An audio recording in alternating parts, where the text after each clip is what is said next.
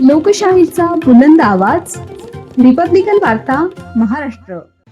जमिनीच्या वादातून वृद्ध महिलेसह कुटुंबावर हल्ला. इंदिरानगर पोलीस ठाण्यात गुन्हा दाखल. आरोपींवर कारवाई न झाल्यास आमरण उपोषणाचा इशारा. फिर्यादींची पोलिसांवर नाराजी. बातमी नाशिक येथून. इंदिरानगर परिसरातील पाथर्डी गाव येथील बस्तेमळा भागात जमिनीच्या वादातून एका वृद्ध महिलेसह त्यांच्या कुटुंबियांवर हल्ला झाल्याची गंभीर घटना घडली आहे. या प्रकरणी बिल्डर सुशील पाटील, भूषण पाटील व त्यांच्या इतर साथीदारांविरोधात इंदिरानगर पोलीस ठाण्यात तक्रार दाखल करण्यात आली आहे. फिर्यादींच्या माहितीनुसार जमिनीच्या वादातून झालेल्या वादानंतर संबंधित आरोपींनी कुटुंबियांना शिवीगाळ करत मारहाण केली.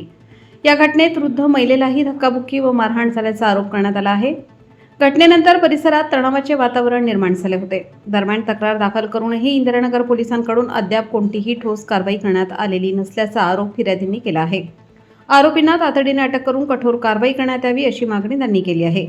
तसेच सुशील पाटील व भूषण पाटील यांच्यावर लवकर कारवाई न झाल्यास आमरण उपोषण करण्याचा इशाराही फिर्यादींनी दिला आहे.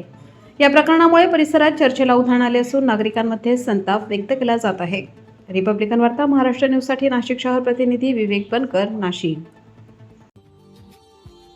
Subscribe now and press the bell icon. Never miss an update.